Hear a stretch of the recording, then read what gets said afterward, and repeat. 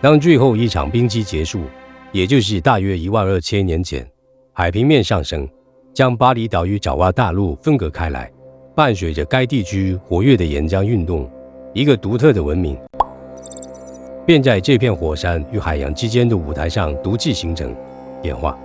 它发展出精密的灌溉社会，建造了几项天宫的神庙，其信仰与艺术渗透进日常生活的每一道纹理。然而，历史在这里突然加速。过去50年，另一股力量——全球旅游资本，以地质变化般的规模重塑了这里。它带来的不是季风，而是永不停歇的航班。它浇灌的不是到点，是无边勇气。它崇拜的不是神明，是体验与流量。如今，巴厘岛站在一个十字路口，一边是它在 Instagram 上被标记超过1亿次的天堂幻象，另一边是其自然与文明系统发出的越来越刺耳的警报声。这不仅是巴厘岛的故事，从中国怒江的峡谷到土耳其伊斯坦堡的海峡，再到巴黎的海滩，我们试图通过这发展困境3部曲，解剖3种不同的现代化创伤。今天，我们聚焦于这个最美丽的伤口。欢迎来到景观工厂，巴厘岛。第1章：脆弱的基石。当自然开始说不，任何幻象都需要地基。巴厘岛的天堂工业建立在3根正在开裂的支柱上。首先是消失的水，在南部旅游区，奢华酒店的地下像有一个无底洞。一个标准高尔夫球场1天的耗水量，足够一个传统村庄与1个月。结果如何？沿海地区地下水正以每年数厘米的速度被抽干。海水倒灌让农田变成盐碱地，连本地居民的日常用水都变得紧张。支撑了巴厘岛上千年道主文明的古老协作水利系统朱巴克，正因为水源被掠夺和年轻人离开土地而逐渐失效。水从生命的血液变成了酒店浴缸里的装饰品。其次是回传标示的垃圾，你喝完的塑料矿泉水瓶很可能正以另一种方式回报你的假期。巴厘岛每天产生数千吨垃圾，处理能力远远跟不上。季风季节，堆积如山的塑料垃圾被冲入大海，又被海浪精准地抛回库塔、金巴兰这些世界闻名的海滩。更讽刺的循环在于，岛上消费的绝大部分商品和他们的包装从外部运来，但废弃他们的责任却100%留在了这里。巴厘岛成了全球一次性消费文明的垃圾终点站。最后是自我毁灭的海景。为了打造与海零距离的极致体验，一些酒店别墅直接建在脆弱的沙滩前沿，砍伐了保护海岸的红树林，失去了天然缓冲带，海浪开始侵蚀沙滩，威胁建筑本身。于是，业主们不得不花巨资修建丑陋的水泥防坡堤。他们首先破坏了天堂，然后又花钱建造堡垒，来防御自己制造的灾难。这是一种完美的隐喻。追求短期景观利润的行为，最终招致了需要更高成本去补救的长期生态崩溃。自然并非无限包容，当索取超过临界点，它会否用最直接的方式收回天堂的入场券。第2章：被明码标价的神，信仰如何成为旅游套餐。在巴厘岛，最令人震撼的冲突不是人与自然的，而是人与自己灵魂的。这里发生着一场静默的信仰大拍卖。想象这个场景：清晨，乌布的圣泉寺，当地居民在泉水中进行神圣的净身仪式，低声祈祷，与祖先和神明沟通。几小时后，这里变成了游客的灵性体验区。同样的泉水被装入塑料瓶，作为圣水纪念品出售。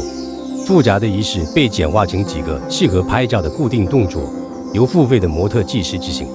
神圣性没有被消灭，但它被丧失流通了。信仰成了旅游套餐里最吸引人的那个终极选项。再看传统舞蹈，古老的卡加舞原本讲述着宏大的印度教史诗，只在重要节日和生命礼仪中表演。现在，它在5星级酒店的自助餐厅里被压缩成20分钟的晚餐秀背景音乐。舞者最重要的任务不再是传递故事的精髓，而是确保自己的表情和姿势能在每一桌客人的手机镜头里看起来够原生态。艺术被抽空了灵魂，填射进消费主义的框架，变成了文化快餐。这一切的终极形态是 Instagram 驱动型旅游。T 点不再是产粮的生命系统，而是几何构图的摄影背景。水神庙不再是社区的精神中心，而是婚纱照的异域布景。社交媒体算法不断推荐新的小众秘境，吸引新一轮打卡人潮，进一步挤占本地人的生活空间。一条高效的流水线就此形成，前端输入的是巴厘岛的真实文化，终端进行的是符合全球审美的标准化滤镜处理，终端输出的是点赞、流量和消费欲望。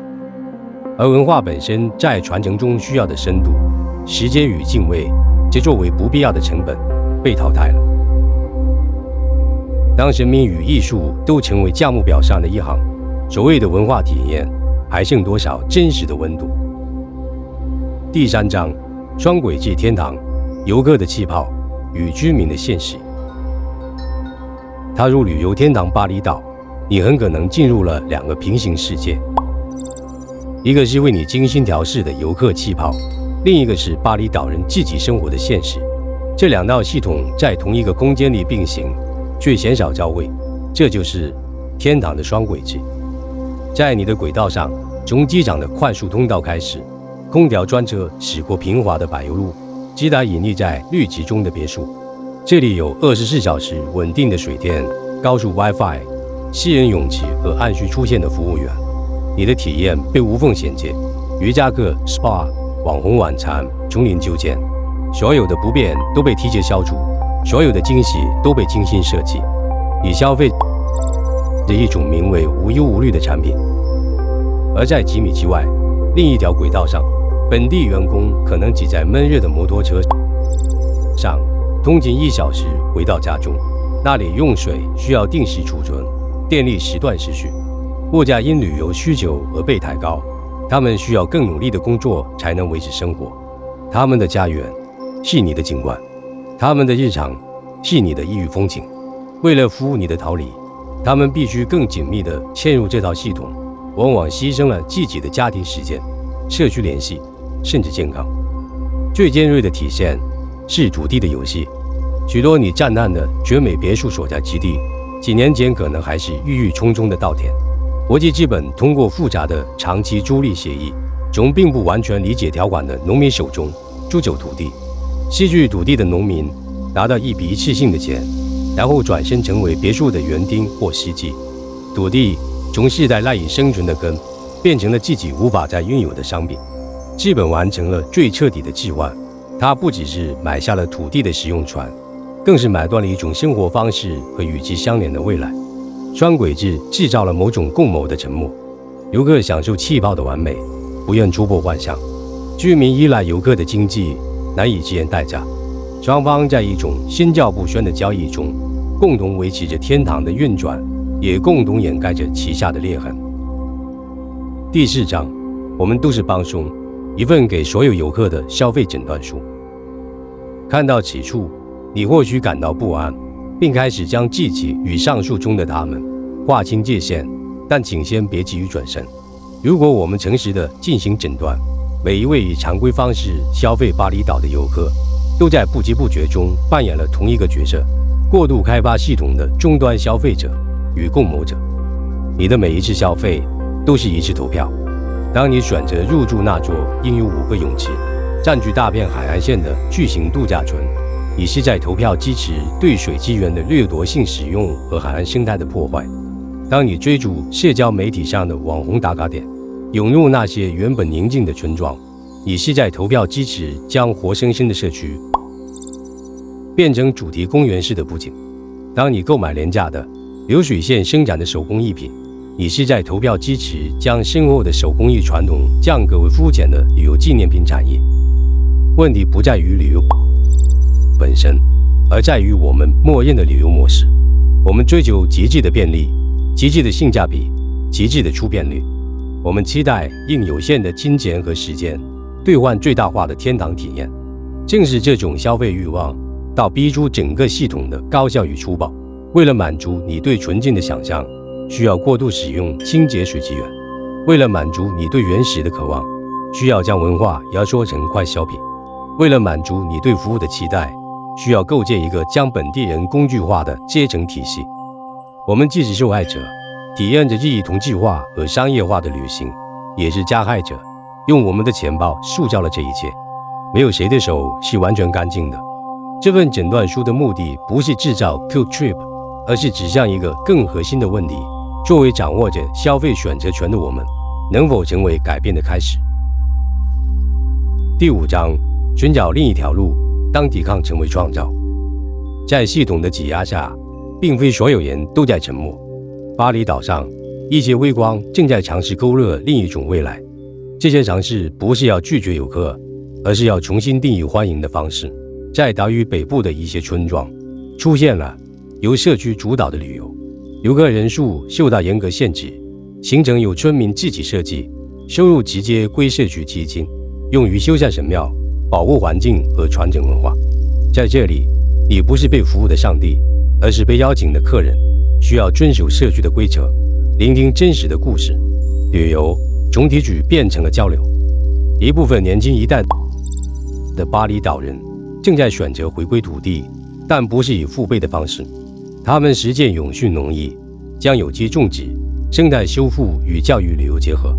游客可以参与劳作，了解食物从哪里来，理解巴厘岛 Try Hita Karana 与神、与人、与自然和谐的古老哲学在当代的应用。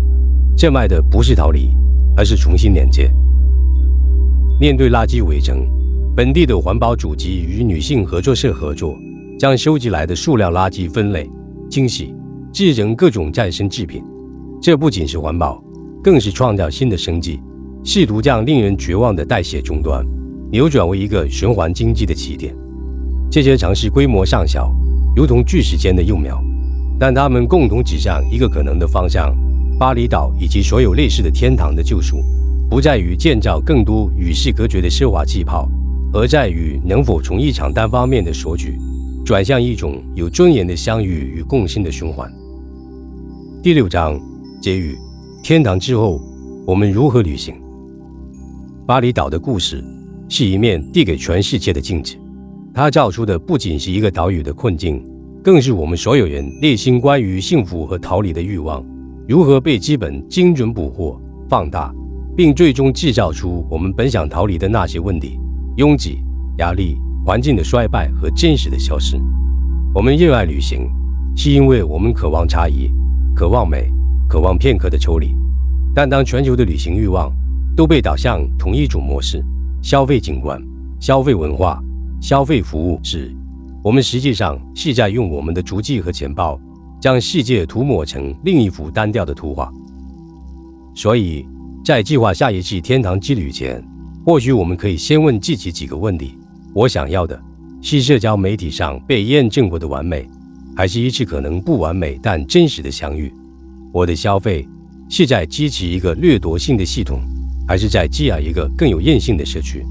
我作为游客，是希望成为地方的过客，还是希望能成为其良性循环的一部分？巴厘岛不需要被拯救，它需要被重新理解。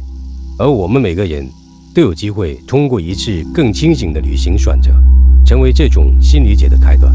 天堂或许从未存在，但建设一个不至于沦为幻影的、有生命力的地方，选择权部分正握在我们的手中。